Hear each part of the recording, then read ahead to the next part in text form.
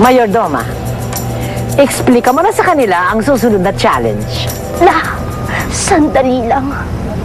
Hayaan mo muna mag-ahay kami ng ilang sandaling katahimikan upang pasalamatan kayo sa lahat ng mga ginagawa niyo para sa lahat ng mga maliliit na tao sa industriya.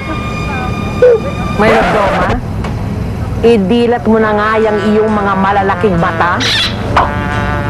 Ikaw lang ang maliit sa hanay na yan. At saka, hindi ka taga-industriya. Ako na nga magsasalita. Magkapit-bisig kayo. Ramil, Ali, Alfredo, Jerome, at ang nag-iisang bulaklak sa anay ng mga stuntmen na si Jasmine. Magkapit-bisig kayo. Sapagkat itong tutunod na challenge ay talagang kailangan mahusay kayong kumapit. Sapagkat ito medyo may konting panganib, pero kakayanin nyo. Kakayanin nyo dahil kasi magagaling kayo mga stuntman eh. Kaya lang, matibay. Eka nga.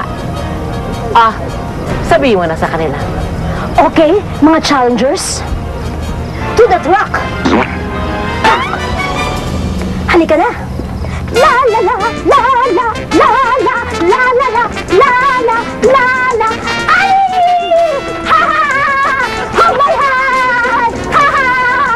Ha ha ha! Anong kasalanan ko? Para sa pangalawang challenge ng ating mga stuntman, kailangan nila sumampa at sumabit sa isang umaandar na truck kung saan may nakasabit na iba't ibang mga flag. Ang bawat flag ay may katumbas na puntos. Kaya't diskarte na lang nila kung paano sila makararami ng puntos na makukuha. Dapat makaipon sila ng pinakamaraming puntos sa loob ng 2 minuto. Ito lang masasabi ko. This is the end of our story. Kakayanin ko kasi nag-iisang babae lang ako. Ang unang sasabak sa truck ay si Jerome. Makatulong kaya ang kanyang martial arts background sa challenge na ito? Na-excite tsaka kinakabahan. Kasi sa trabaho ko sa stunt, hindi ko pa po nagagawa yung ganung mga stunt, yung mga may sasakyan na umaandar.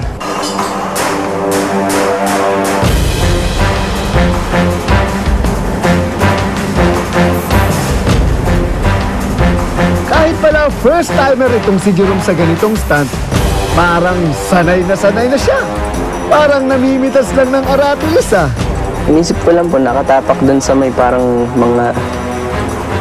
medyo magaspang na parte ng truck para makagrip yung pa ako.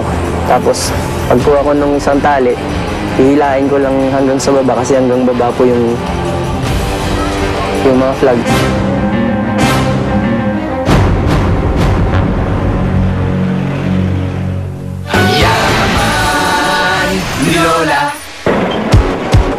Ano naman kaya ang ibubuga ng iba pa nating challengers?